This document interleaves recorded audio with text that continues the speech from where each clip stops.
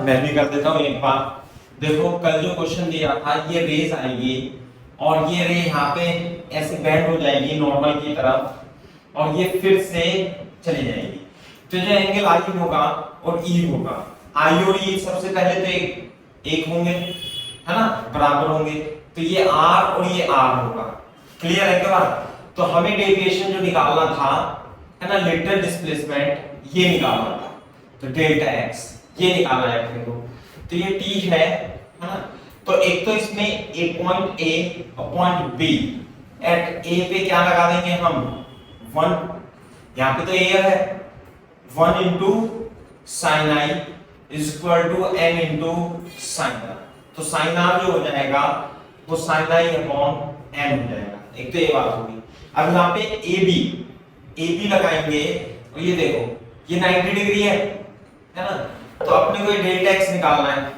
तो कैसे निकालेंगे? ये आर है, ये वाला टोटल एंगल कितना होगा? ये ई होगा। ये कितना है बेटा? देखना जरा। अरे ये वाला एंगल, ये आर है, तो ये वाला एंगल होगा आई माइनस आर। क्लियर है क्या बात? इसको भी तो आई लिख सकते हैं। तो हाँ, इसे भी आई लिख सकते हैं और आई बराबर ई है। तो ये तो आई माइनस आई आर होगा।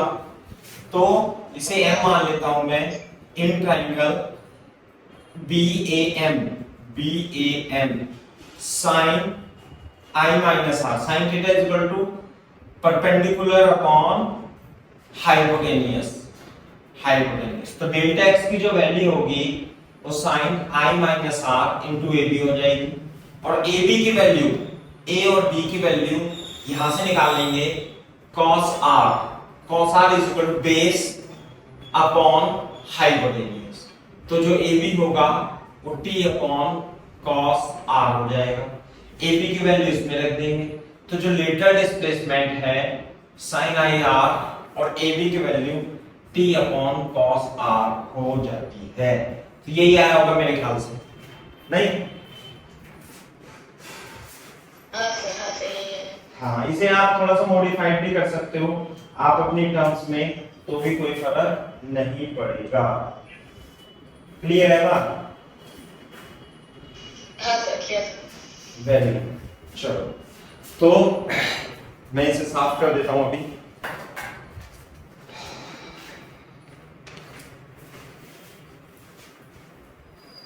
अब हम ये प्लेन रिफ्रैक्शन तो पढ़ लिया हमने, है ना। थोड़े से और क्वेश्चन पढ़ते हैं। अब नया कॉन्सेप्ट है रिफ्रैक्शन का ही। Refraction from plane surface, normal incidence के लिए,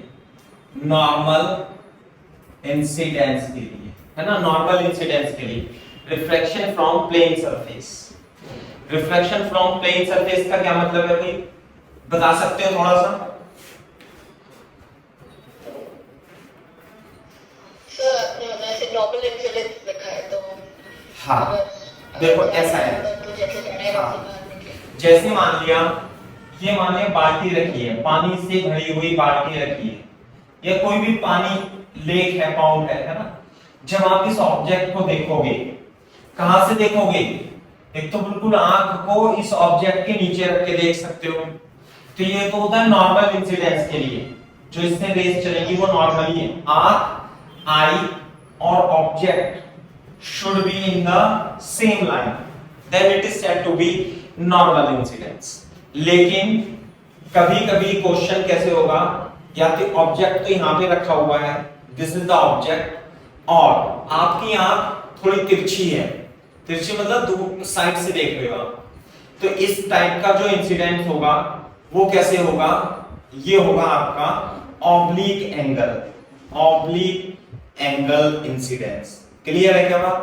तो ऑब्लिक एंगल इंसिडेंस भी अपन करेंगे, लेकिन ये बहुत कम पूछा जाता है, थोड़ा सा टफ हो जाता है ये कैलकुलेशन करने में। मोस्ट ऑफ द क्वेश्चन जो होंगे वो नॉर्मल इंसिडेंस के होंगे, है ना, वो लिख के नहीं देगा, बस ऐसे ही बोल देगा, तो नॉर्मल इंसिडेंस ही कहलाता है। क्लियर है क्या? तो हमें इसे डिस्कस करना है, इससे सब्जेक्टिव सॉरी एडवांस के लिए हम डिस्कशन करेंगे इसका नॉर्मल इंसिडेंस।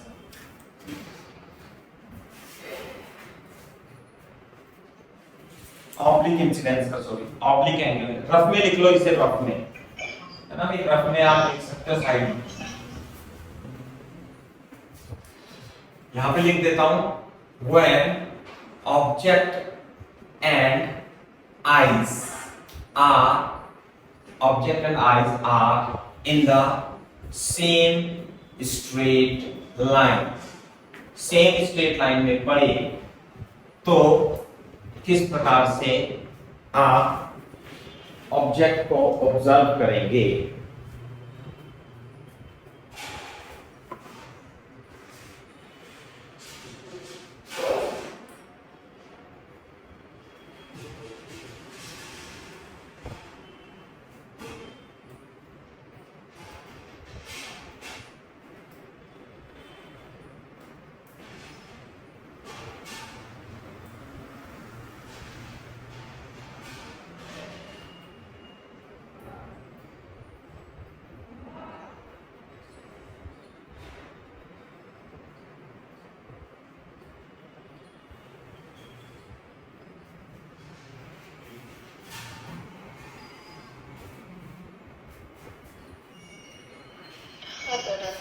सही है बात?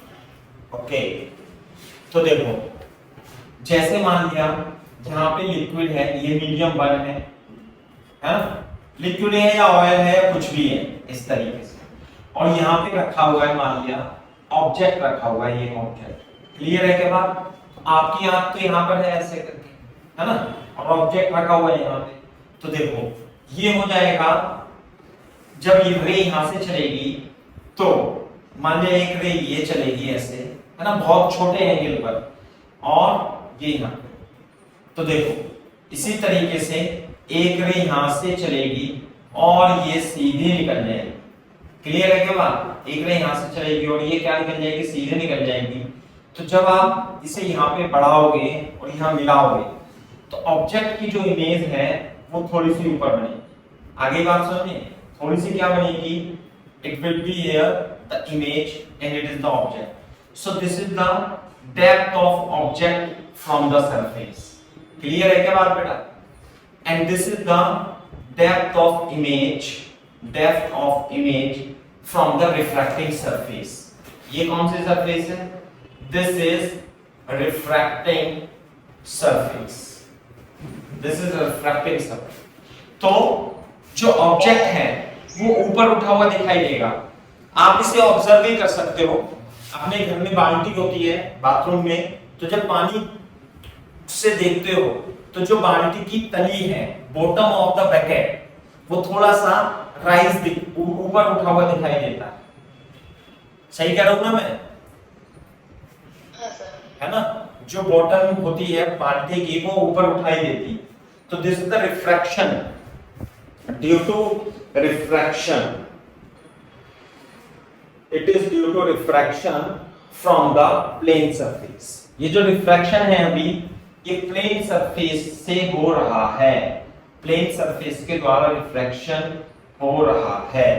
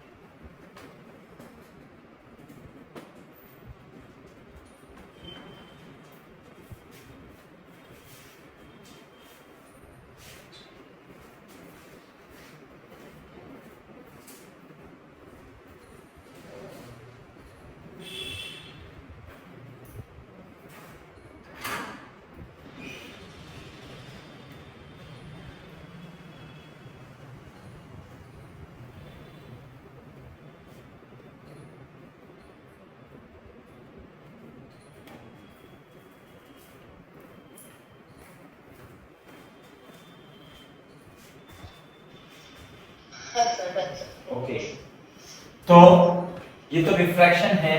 तो जो ऑब्जेक्ट की डेप्थ है इमेज की डेप्थ से अलग होती है, थोड़ा सा ऊपर उठाई देगा। तो देखो ध्यान से सुनना, हम आगे भी इसे यूज करते रहेंगे। जहां से लाइट आती है उसे इंसिडेंट मीडियम बोलते हैं। क्या बोलते हैं? Incidence medium. क्लियर है क्या बात? तो इंसिडेंस मीडियम का जो रिफ्रैक्टिव इंडेक्स है ni होगा, और ये एंगल क्या मान लूंगा मैं i, और जिधर रे चली जाती है उसे रिफ्रैक्टिव मीडियम बोलते हैं। इंसिडेंस और रिफ्रैक्टिव मीडियम। क्लियर है क्या बात? तो इस रिफ्रैक्टिव मीडियम, ये तो इंसिडेंट रे हो गई, ये रिफ्रैक्टेड रे हो गई। तो इसका जो रिफ्रैक्टिव इंडेक्स है, जरूरी नहीं है एयर हो, जरूरी नहीं है एयर हो, लेकिन जब एयर होगा तो एयर के लिए 1 लिख देंगे हम। क्लियर है क्या बात? तो और ये एंगल जो हो जाएगा r हो जाएगा। अब आपको ऑब्जेक्ट की डेप्थ पता है और इमेज की हाइट निकालनी। कैसे निकालनी? ट्रिग्नोमेट्री लगा के निकालेंगे। मैं 1 मिनट देता हूं आपको, और दूसरा स्नेल्स लॉ। इस पॉइंट पर ए पर स्नेल्स लॉ लगाएंगे और यहां पे ट्रिग्नोमेट्री लगा देंगे तो आंसर आ जाएगा। क्लियर है क्या बात? करके देखो। हाँ सर। हाँ,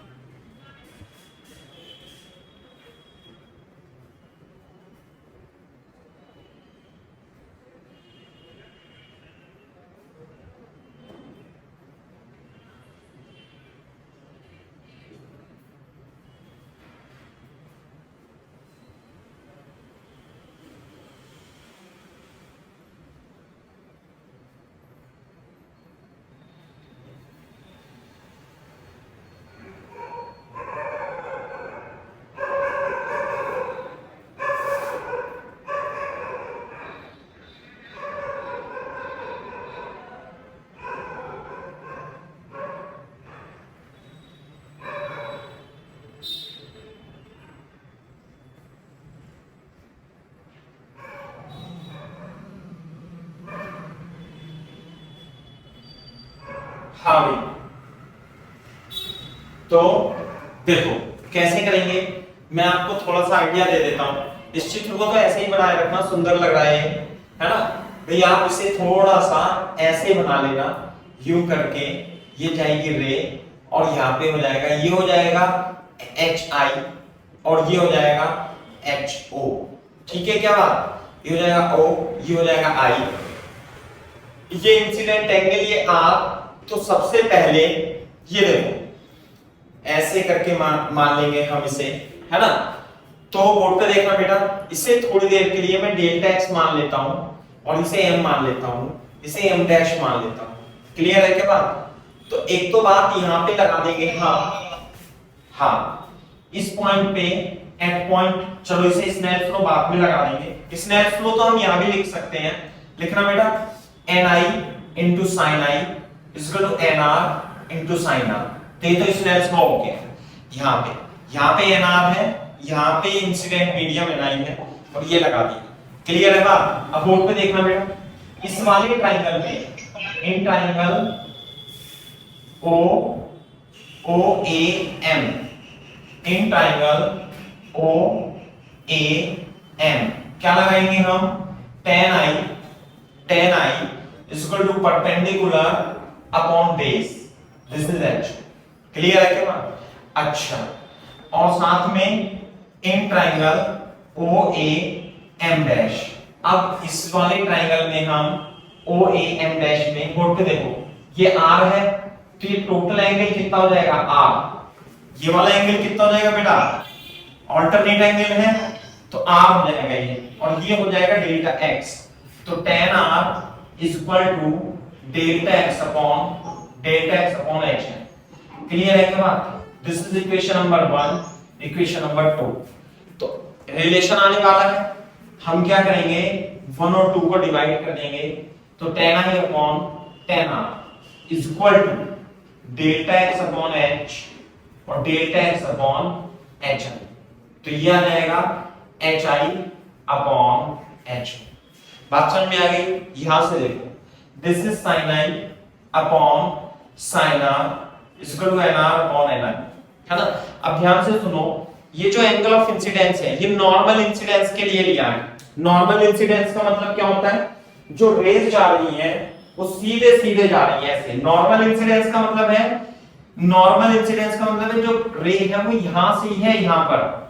ये तो मैंने यहां बना नहीं सकता, इसलिए थोड़ा सा तिरछा बना दिया, नहीं तो ऑब्लिक एंगल नहीं हो जाता। तो ये नॉर्मल इंसिडेंस के लिए इस पॉइंट को थोड़ा यहां बना दिया, है ना। ऐसे लिखेंगे, इसके नीचे लिख देता हूं यहां पे, for normal incidence angle I and angle R are very small,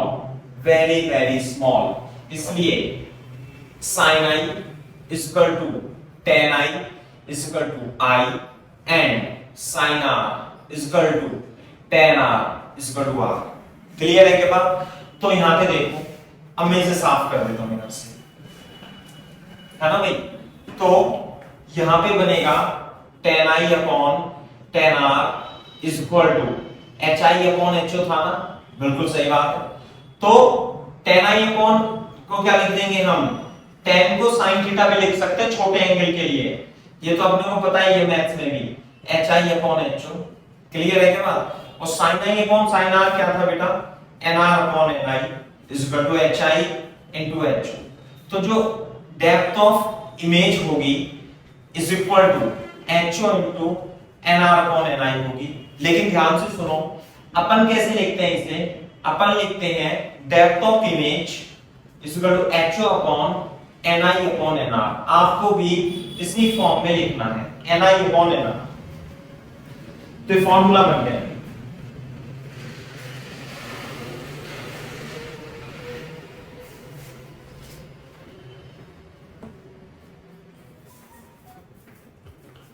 What is HO? Actual depth of object. What is HI? Imaginary depth of image.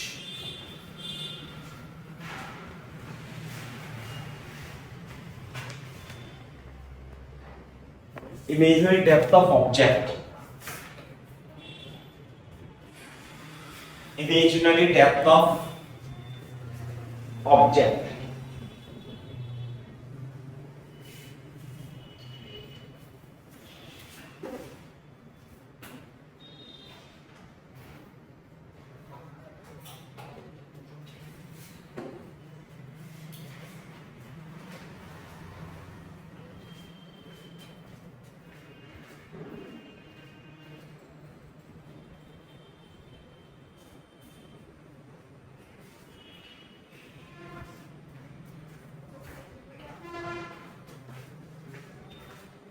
Copy कर लेना फास्ट, मेरे को बोलना। तो बेटा ये फॉर्मूला बन गया, ठीक है। हाँ सर।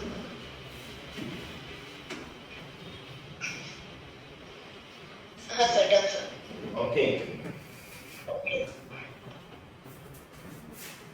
ठीक है ना। तो बोर्ड पे देखो अभी, तो यानी कि ऑब्जेक्ट थोड़ा सा नीचे होता है लेकिन दिखाई देता है वो थोड़ा सा ऊपर उठा हुआ। तो इसी चित्र में आप बना लेना, इसे बोलते हैं शिफ्ट। देन इसके नीचे लिखना है यहाँ पे, देन शिफ्ट। शिफ्ट कितनी आएगी, इसे नॉर्मल शिफ्ट भी बोलते हैं। क्या बोलते हैं, नॉर्मल शिफ्ट भी बोलते हैं। तो नॉर्मल शिफ्ट डेल्टा एक्स का मतलब होगा HO माइनस HI। तो बोर्ड पे देखो, HO माइनस HI।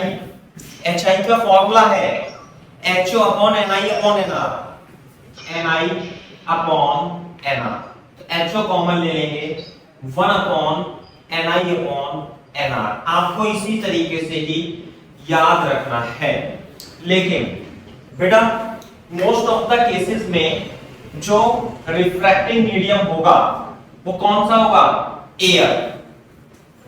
हाँ सर। एयर ही होगा। तो एयर के लिए NR जो होगा, for NR is equal to 1 if refractive medium is air, then NR is equal to 1।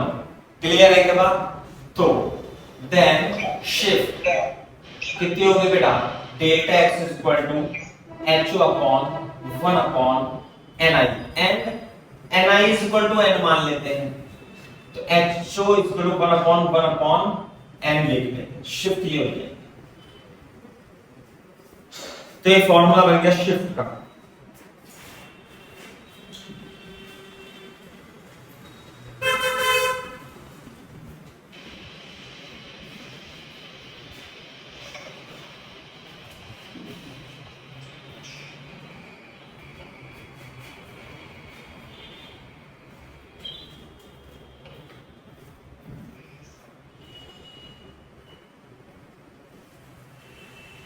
हाँ सर, डन सर।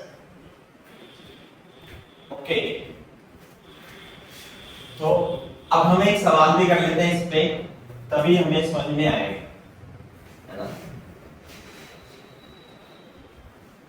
तो देखो सवाल कैसे है, मैं आपको बता देता हूं। मान लिया एक एक्वेरियम है। एक्वेरियम में क्या होता है, मछलियां रहती है ना भाई, मछलियां रहती है ऐसे। क्लियर है।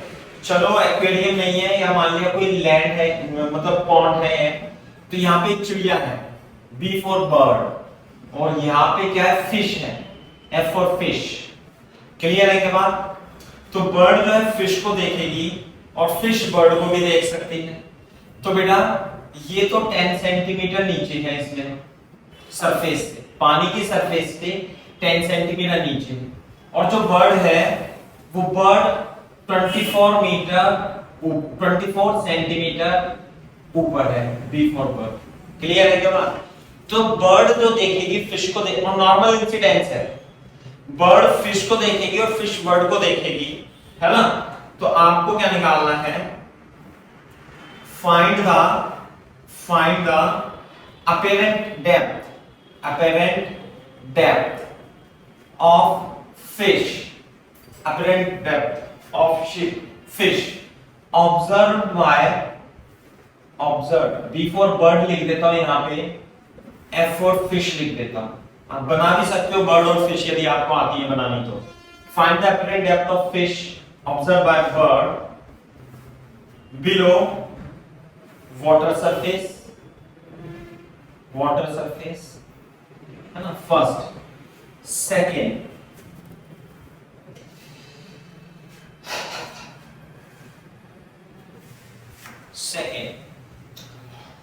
also find apparent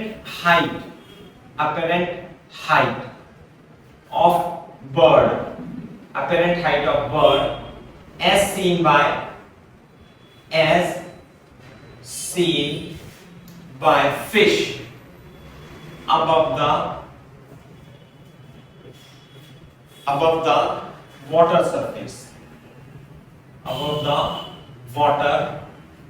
surface, clear है ना? ये बता।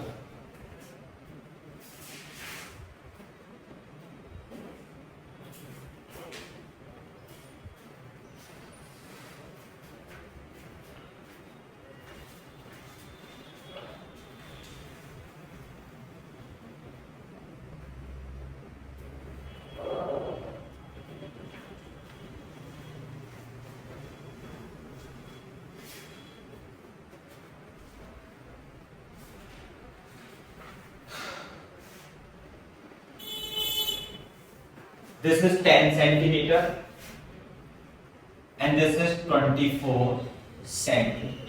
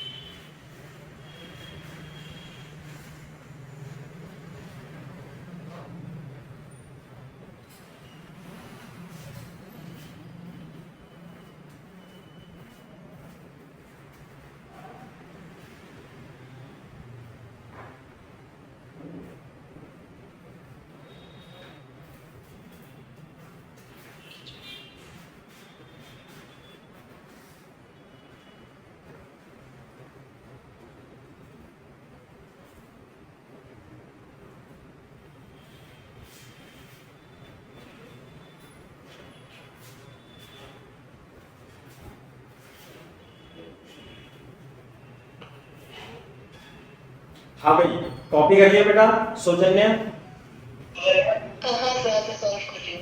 अच्छा सॉल्व कर। तो नहीं मैं बता देता हूँ, मैं कर देता हूँ, कोई दिक्कत नहीं है ना। आपके पास तो शीट है, देखो ऐसे करके मान लें ये ऑब्जेक्ट है, ऑब्जेक्ट मतलब फिश।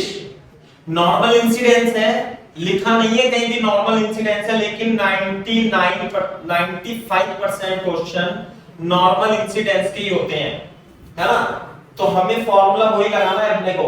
यहाँ पे बर्ड है तो इसमें से जो निकलेगी रे और वो ऐसे चली जाएगी, तो जो इसकी डेप्थ होगी वो f डैश यहाँ पे दिखाई देगी और इसे हमें hi ही निकालनी है। ये होगी हमारी h। क्लियर है? तो बस आपको ये ध्यान रखना है कि i क्या है, r क्या है।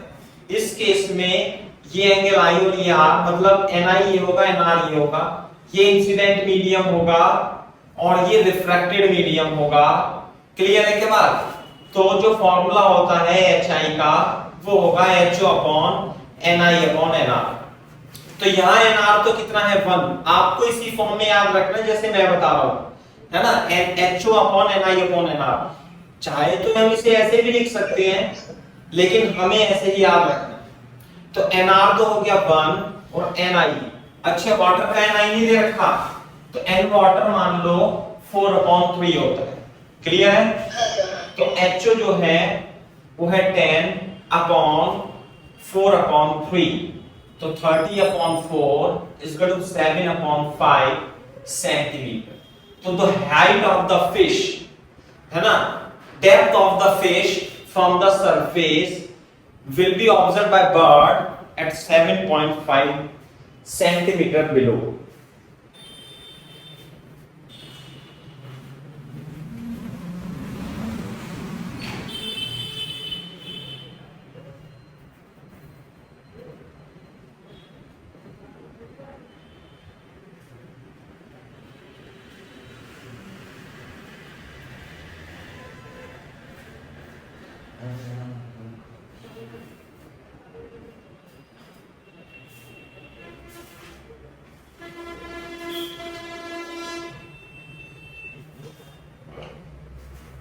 तो यानी कि ऊपर उठी हुई दिखाई देगी, है ना, 2.5 सेंटीमीटर ऊपर उठी। शिफ्ट जो होगा इसमें डेल्टा एक्स जो होगा वो 2.5 सेंटीमीटर होगा, है ना, ये 10 सेंटीमीटर तो ये हो गई और 7.5 सेंटीमीटर, तो 2.5 सेंटीमीटर आपको ऊपर की ओर उठी हुई दिखाई देगी।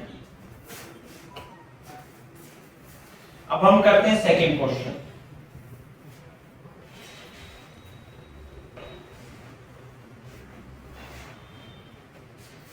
सेकेंड पार्ट में क्या है, तो हो गया फर्स्ट पार्ट मान लेते हैं। सेकेंड पार्ट में हमारे पास ये है और दिस इज बर्ड और ये है 24 सेंटीमीटर ऊपर की ओर, है ना, और ये यहाँ पे, और यहाँ पे क्या है, फिश। तो जब फिश देख रही है तो इसमें से रेज ऐसे चलेंगी, चलेंगी ना चलेंगी, लेकिन ये जानी चाहिए थी सीधी, बोलो अगर जो ये सीधी जानी चाहिए थी, बोलो, तो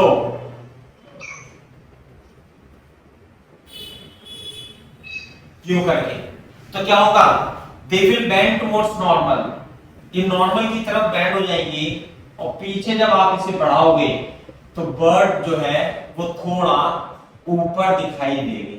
क्लियर है क्या बात। और ये हो जाएगा NI, ये हो जाएगा R, यहां पे NI होगा, आपकी बार यहां होगा NR।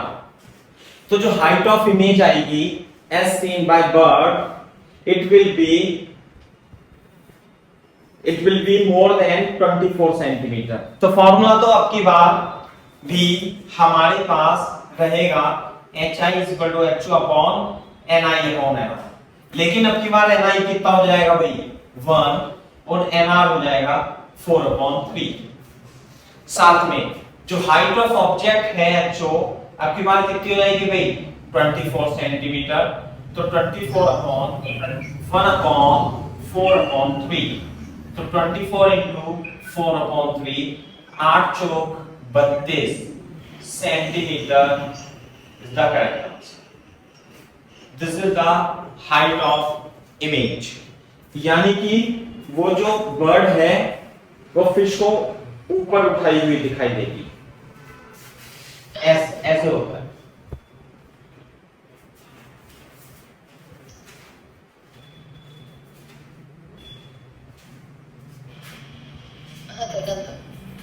क्लियर है बात। तो यस, इस तरीके से आप कर सकते हैं।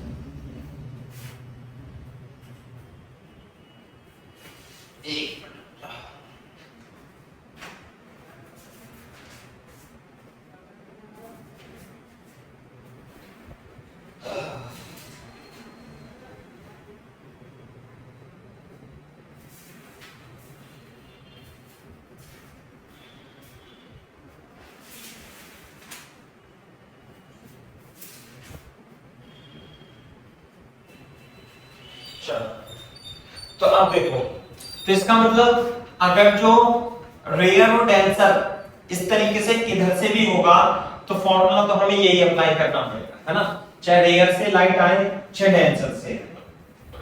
लेकिन हाँ, अगर जो रेयर से डेंसर में रिफ्रैक्शन होगा थ्रू प्लेन सरफेस तो हाइट ऑफ इमेज, ये डेप्थ ऑफ इमेज बढ़ जाएगी, इस बात का ध्यान रखना।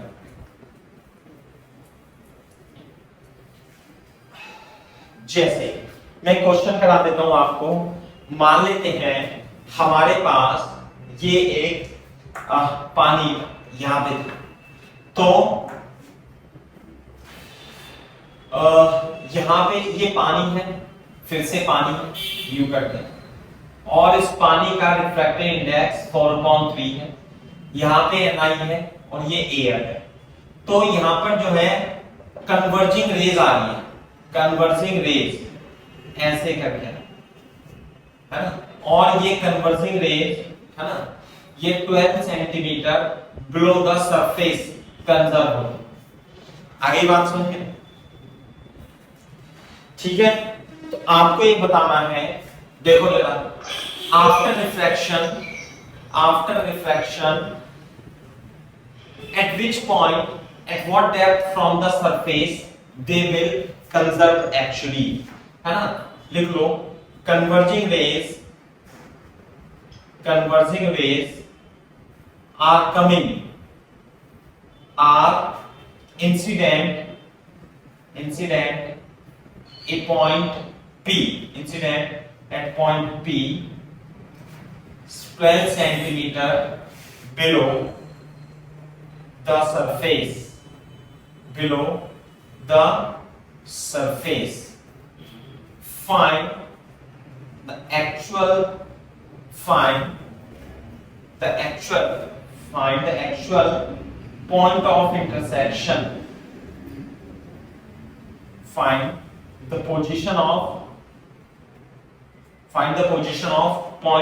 actual point of intersection of these rays।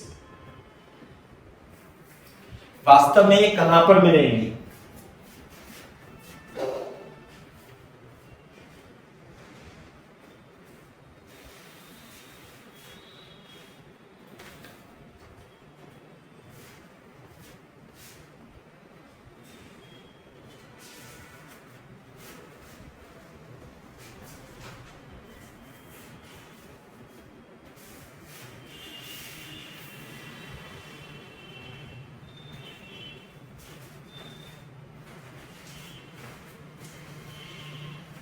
कैसे करेंगे बताओ, सोचेंगे?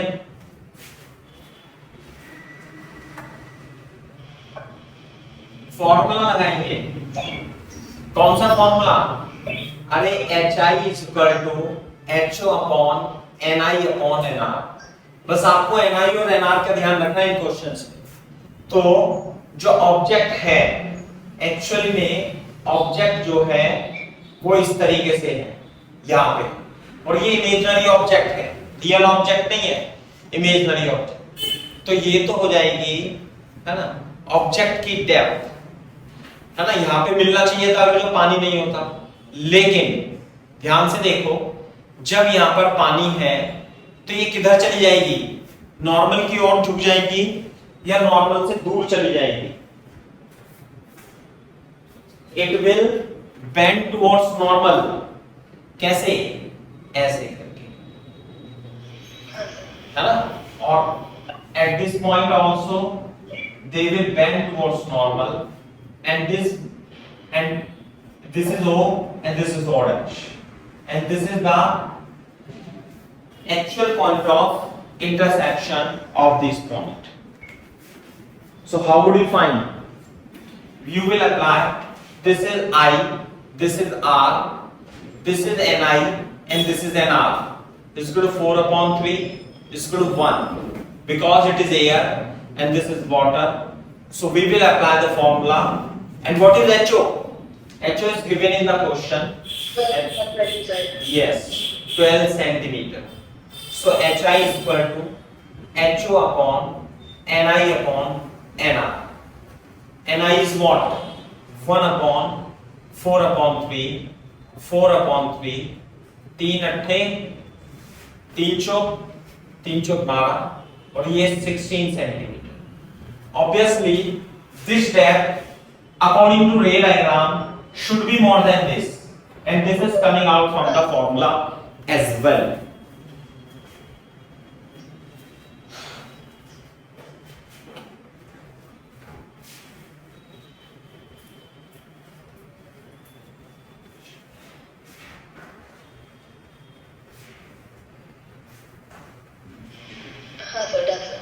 ओके,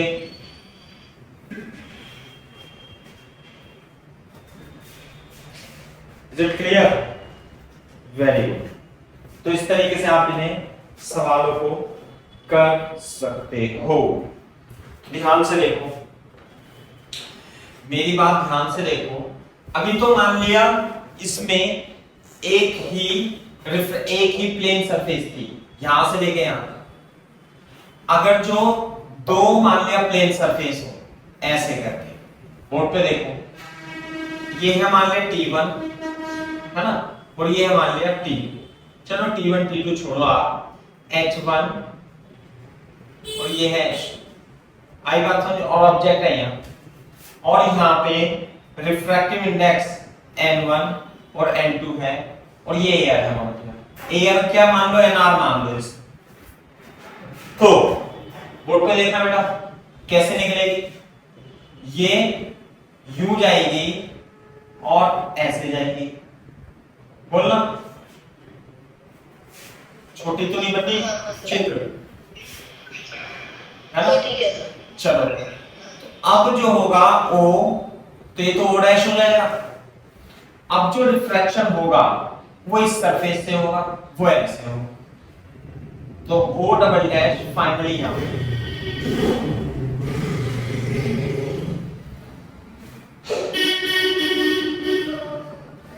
बात समझ में आ रही है नहीं? हाँ सर। तो यहां से हाइट बता सकते हो आप कितनी आएगी? ये जो फाइनली इमेज तो यही बनेगी, तो ये तो I1 मान लेते हैं इसे, I डैश। फाइनल इमेज तो यही बनेगी, और ये सब एक लाइन में होगा। छोटी तो नहीं बनना चित्र, दिखाई दे रहा है साफ? हाँ सर, हाँ सर। तो निकाल सकते हो जो फाइनली हाँ सर। हाँ हाइट ऑफ इमेज होगी। Can you find this? Yes sir, yes sir. Try करो, मैं 1 मिनट देता हूं फिर मैं करता हूं। 2 बार रिफ्रैक्शन होगा, 2 बार रिफ्रैक्शन होगा।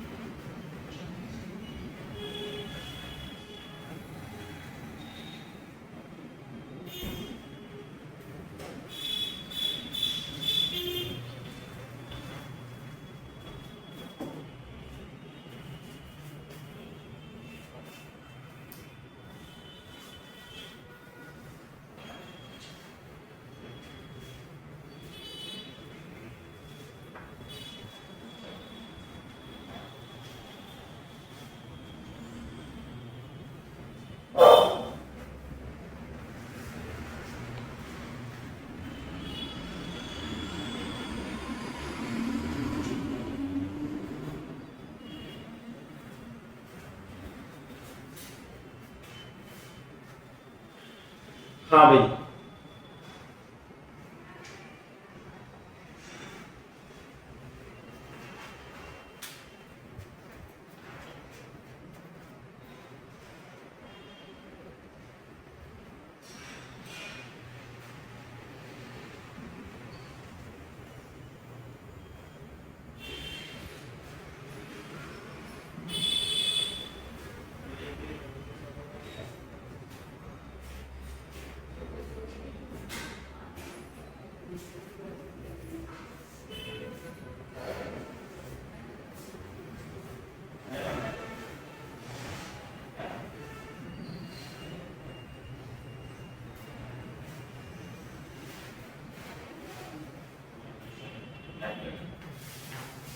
वो भी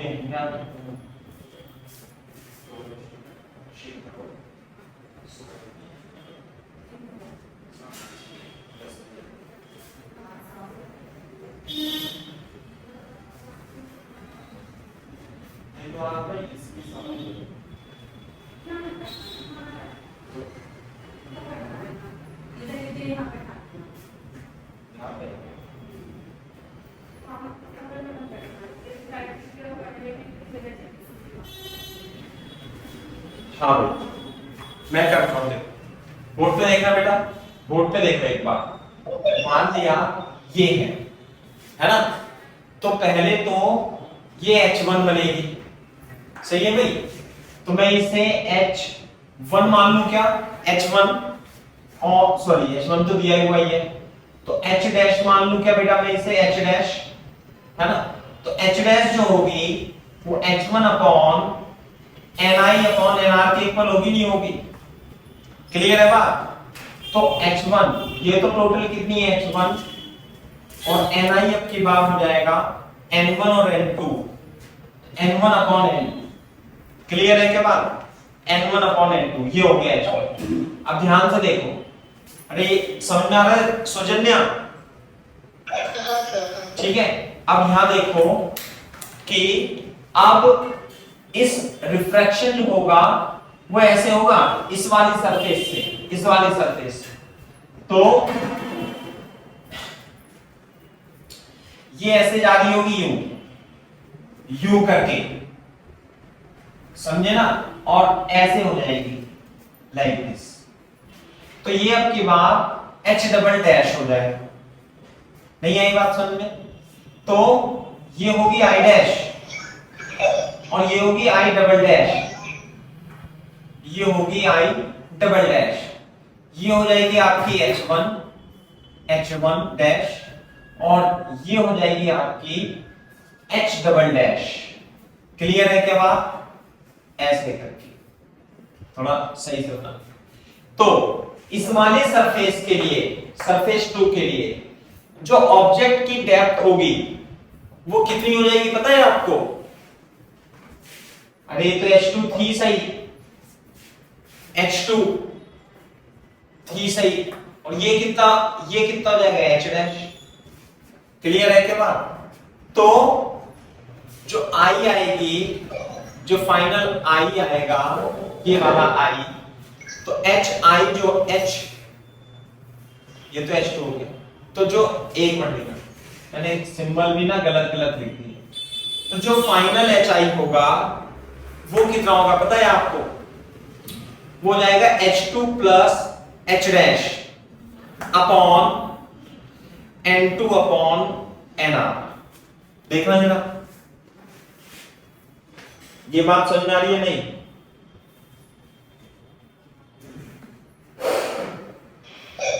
हाँ सर, ये समझ आ गया, है ना भाई। इसके लिए इस वाली सरफेस के लिए, इस वाली सरफेस के लिए ऑब्जेक्ट अब की बार ये हो जाएगा, और इमेज जो होगी वो ये हो जाएगी ऐसे, और ये तो आएगा ऐसे, ये तो यहां से आ रहा था ऐसे, यू गया यू करके, क्लियर है के बाद।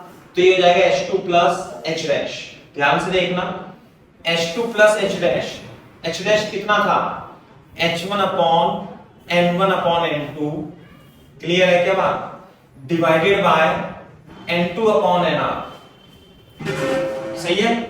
तो ध्यान से देखो, मैं इसे H2 upon N2 upon Nr लिख लूंगा plus H1 upon N1 N2 N2 upon Nr, दोनों को अलग अलग लिख दिया। तो ध्यान से देखो, तो जो HI होगा फाइनली इस सरफेस से HI वो होगा H2 upon N2 upon Nr plus H1 upon N1 upon Nr। देखो कितना अच्छा रिजल्ट आया, सही है ना बात। तो जो HI होगा वो H1 upon N1 upon Nr plus H2 upon N2 upon Nr, ये है डेप्थ, ये याद रखना है अपने को इस तरीके से। What is Nr? Nr is the refracted medium, Nr में लिख देना ये रिफ्रैक्टेड मीडियम।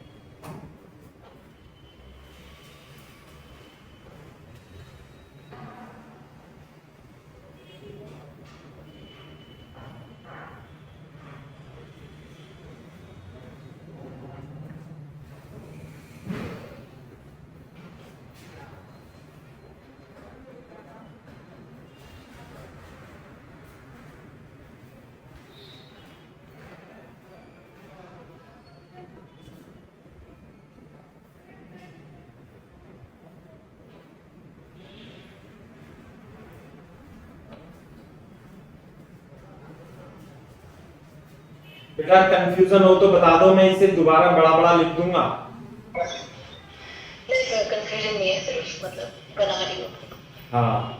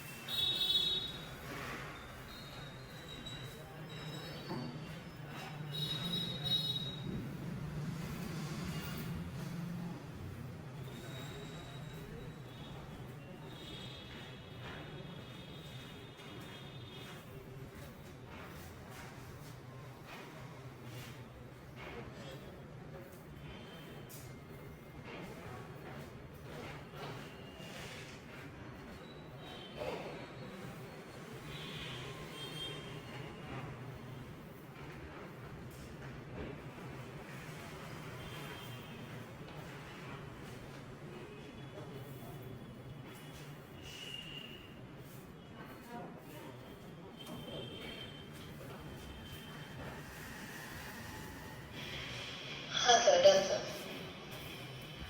ओके, तो इस तरीके से आप देखो।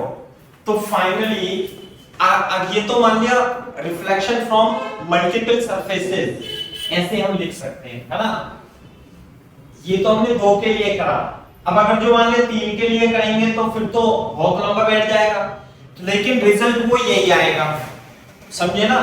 तो मैं लिख देता हूं यहाँ पे, ये तो 2 सरफेसेस के लिए था, यहाँ पे लिख देना refraction through multiple surfaces, multiple plane surfaces.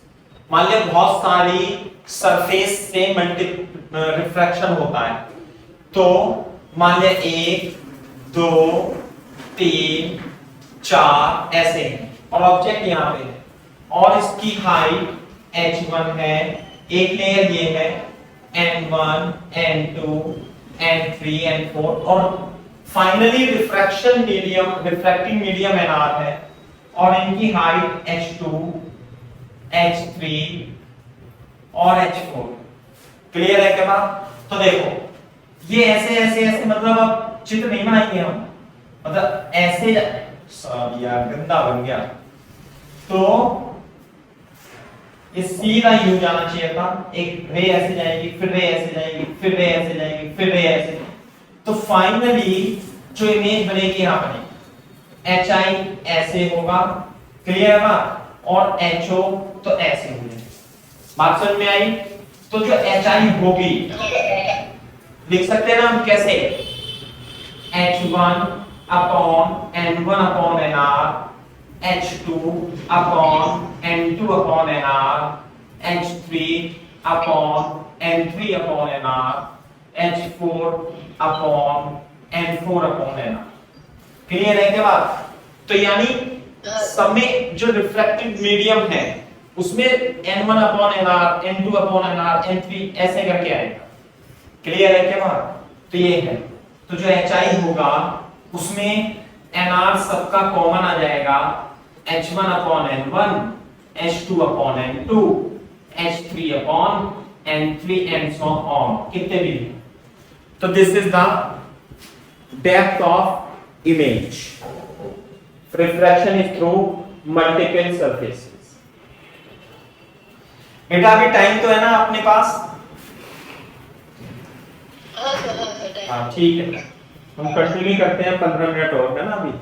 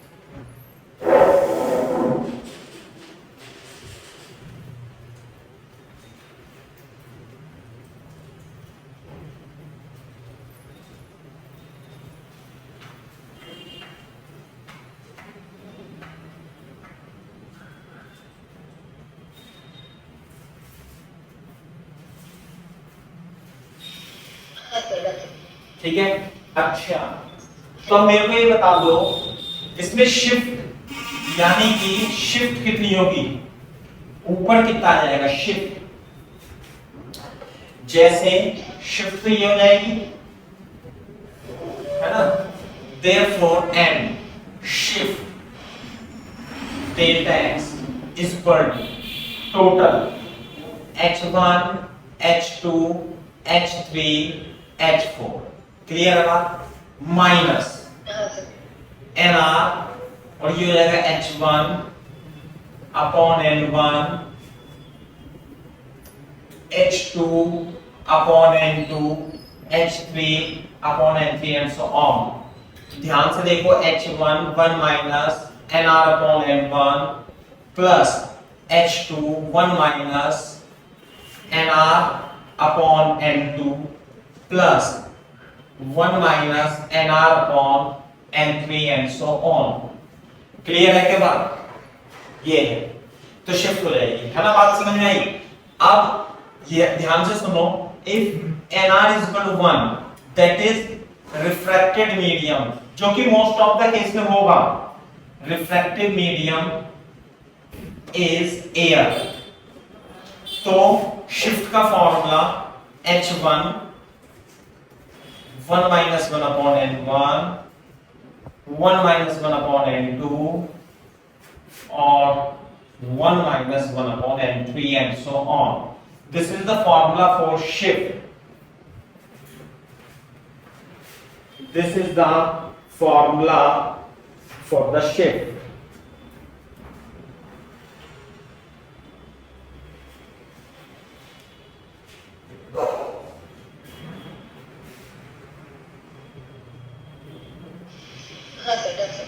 ठीक है भाई,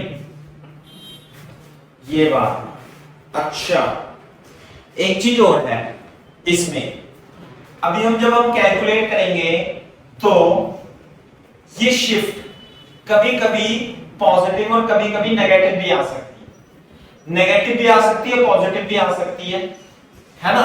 तो जैसे इस पे डिपेंड करता है ना एनआर पे, जैसे ये n1 अपॉन ये है, ये n2 अपॉन nr है, ऐसे करके ये n3 अपॉन n3, तो इस पे डिपेंड करता है। यदि मान लिया रिफ्रैक्टेड मीडियम डेंसर हो गया ज्यादा, है ना, तो नेगेटिव भी हो सकता है, पॉजिटिव भी हो सकता है।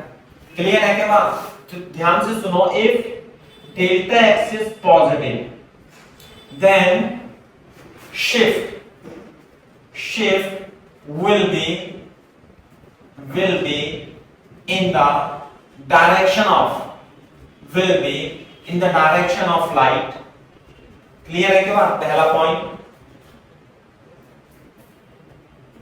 दूसरा पॉइंट, यदि आपने शिफ्ट कैलकुलेट करी इस फॉर्मूले से, delta x is negative, then shift will be in the opposite direction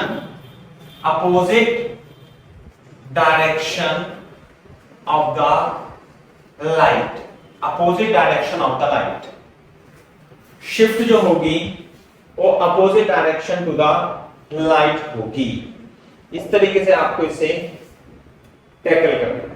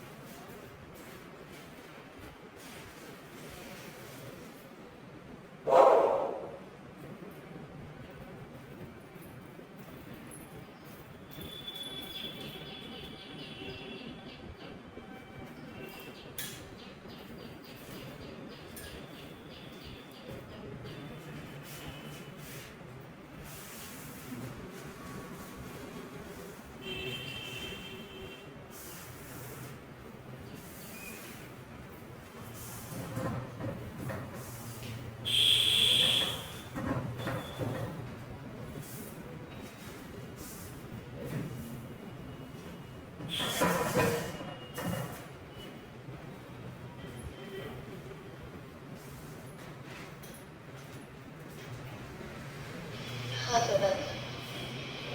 ठीक है मेरी बात? तो देखो, तो मैं इसे यहां एज इट इज लिखा रहने देता हूं, है ना भाई? ये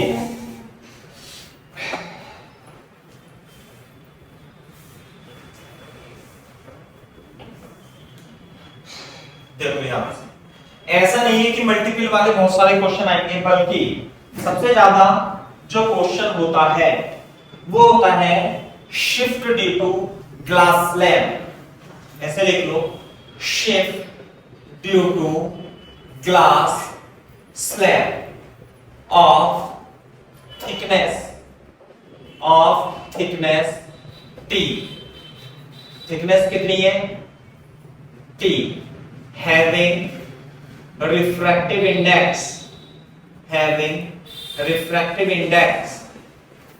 mu, placed having refractive index mu placed in surrounding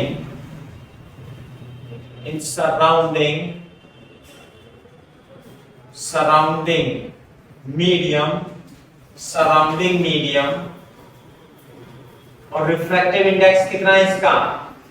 refractive index है म्यू डैश मान ले। कहने का मतलब क्या है? बोर्ड पे देखो कि यहां पे है ऐसे करके शिफ्ट, ये तो एक ग्लास स्लैब है, इसकी थिकनेस कितनी है T, इसका रिफ्रैक्टिव इंडेक्स है म्यू।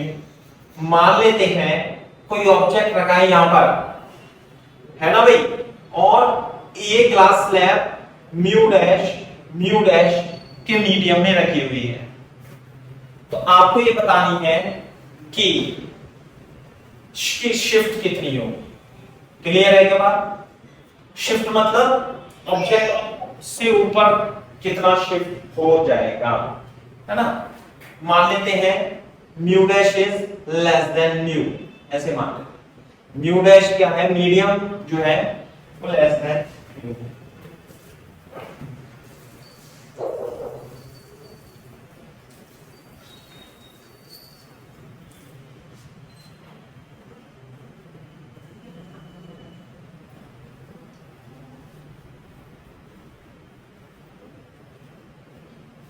हाँ भाई, कैसे निकालेंगे बताओ?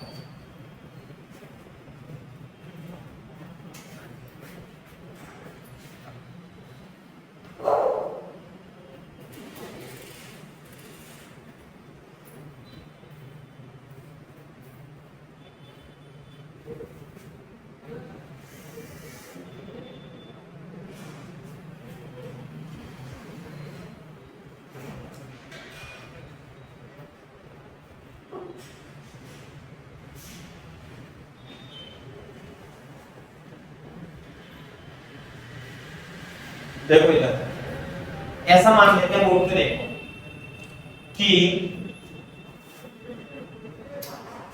ये हमारे पास ग्लास स्लैब है और इसके नीचे कुछ दूरी पर T1 दूरी पर, है ना, ये म्यू डैश है और ये म्यू है और T1 दूरी पर रखा हुआ है ना, तो यहाँ ऑब्जेक्ट रखा हुआ है और ये क्या है भाई, ये T। क्लियर है के बाद? तो फाइनली जो रे आएगी वो यहाँ पे आएगी, तो शिफ्ट होकर के कहीं ना कहीं चली जाएगी, तो हमें उसे निकालना है। तो मान लेते हैं हम ऐसे देखते हैं, जो शिफ्ट का फॉर्मूला होता है वो होता है h1 1 minus nr upon n1, h2 nr 1 minus nr upon n2 और h3 1 minus nr upon n3, ऐसे लिख सकते हैं। तो मान लिया हमारी आंख यहाँ पे रखी हुई, हमारी आंख यहाँ रखी हुई, तो इस हाइट को भी मैं T2 मान लेता हूं और रिफ्रैक्टिव इंडेक्स यहाँ क्या है, म्यू डैश है। तो इसका मतलब 3 लेयर बन गए, 1 2 3 ऐसे लेयर बन गए और यहाँ पे मान लेते हैं एयर है, ऐसे क्या मान लेते हैं यहाँ पे, एयर है, सही है। तो इस तरीके से 3 ग्लास स्लैब हो गई, ठीक है भाई। तो रिफ्रैक्टिव इंडेक्स, एक मिनट, एयर नहीं, मतलब आपको इसी के अंदर अपनी आंख को मानना पड़ेगा, है ना, तो यही मानना पड़ेगा T1 T2 इस तरीके से। तो शिफ्ट कितनी हो जाएगी, ध्यान से देखना बेटा, आप अपनी आंख को इसी मीडियम में रखो, क्योंकि इधर मीडियम ये है ना भाई, इसी मीडियम में आप अब आपकी आंख, तो इसमें T1 1 माइनस जो फाइनली रे जाएगी वो कौन से मीडियम में जाएगी भाई, NR जो है वो म्यू डैश होगा, सही है बात, और N1 N2 N3 ऐसे मान, क्लियर है। तो ये T1 mu dash upon mu dash plus T mu dash upon mu plus T3 1 minus mu dash upon mu dash. तो ये तो हो जाएगा, कट जाएगा, और शिफ्ट जो आएगी T1 minus mu dash upon mu आएगी। क्लियर है क्या बात, ये तो दिस इज द शिफ्ट।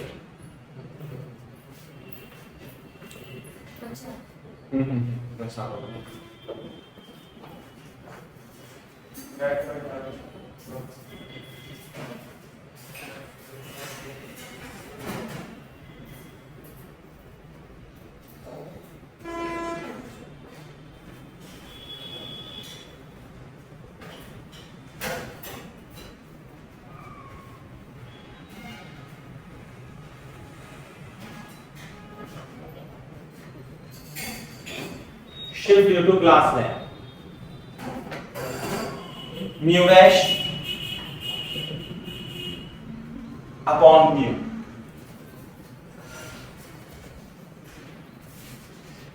जब कॉपी कर लो तो बोल देना आंसर।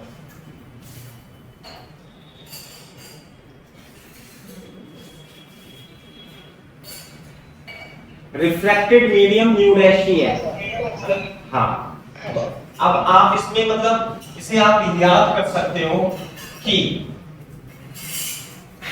अगर जो कोई ग्लास स्लैब, ध्यान से देखो, यदि कोई ग्लास स्लैब जिसकी थिकनेस T है और रिफ्रैक्टिव इंडेक्स म्यू है और कोई ऑब्जेक्ट O रखा हुआ है, तो देखो यहां से U जाएगी, U करके, और यहां से सॉरी ये तो नॉर्मल की तरफ झुक जाएगा और ये ऐसे हो जाएगा, ऐसे रे डायग्राम बनेगा इसका, U U U, है ना, और ये म्यू डैश है। तो जो फाइनली जो O का I बनेगा, तो जो शिफ्ट होती है ना डेल्टा x, वो डेल्टा x जो होगी T1 minus mu dash upon mu. किसी किसी किताब में रिफ्रैक्टिव इंडेक्स को n से, किसी किसी किताब में रिफ्रैक्टिव इंडेक्स को म्यू से रिप्रेजेंट करते हैं, तो ये शिफ्ट हो जाएगी बेटा। दूसरी बात, if glass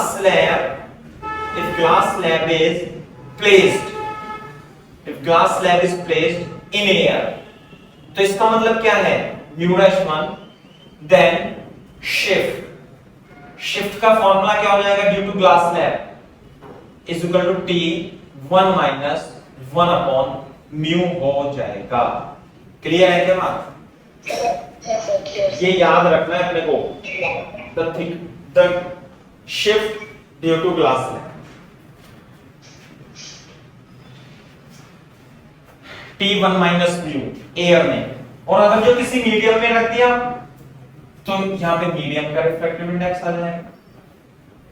हाँ सर। अब ये क्या है, जब कॉपी कर लेना तो बोल देना डन सर। हाँ सर डन सर। ओके, तो ये बेटा ऐसे रखा जाएगा, देखो जरूरी नहीं है ऐसे ही ऐसे हो। तो ये ऑब्जेक्ट होगा ये, तो नॉर्मल की तरफ झुक जाएगी और ये फिर नॉर्मल से दूर जाएगी। तो अल्टीमेटली जो ऑब्जेक्ट की इमेज है वो यहां से बनेगी जब आप यहां से देखते हो, है ना भाई बात? ऐसे भी बनेगा कि ये होगा शिफ्ट। तो शिफ्ट किस पे डिपेंड करता है, टी पर। साथ में मीडियम यदि ऐसा है और इसका रिफ्रैक्टिव इंडेक्स है तो कितना आएगा delta x, T1 minus mu m upon mu, बात एक ही है। और इफ म्यू एम यानी कि एयर में रखा हुआ है, इन एयर, तो शिफ्ट कितनी हो जाएगी, T1 माइनस, वही है बात। मतलब इसे ऐसे रख दो, ऐसे रख दो, है ना? कुछ किताब में ऐसे भी डायग्राम बने हुए हैं, कुछ में ऐसे, कभी आप कंफ्यूज हो जाओ कि ये नहीं कराया सर ने। हाँ सर हाँ। साथ में कभी कभी ऐसे भी लिखा रहता है, delta x is equal to T1 minus 1 upon mu relative.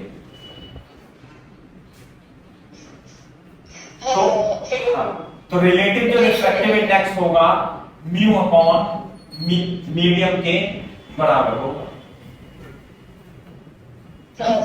Relative, ये बहुत ही जबरदस्त कॉन्सेप्ट है। रिलेटिव रिफ्रैक्टिव इंडेक्स निकाल करके भी हम सिंपल फॉर्मूला यही लगा सकते हैं। बस यहाँ पे म्यू की जगह क्या जाएगा, इसे म्यू रिलेटिव लिख देंगे। वो डायरेक्ट नहीं देगा, वो रिलेटिव रिफ्रैक्टिव इंडेक्स दे देगा।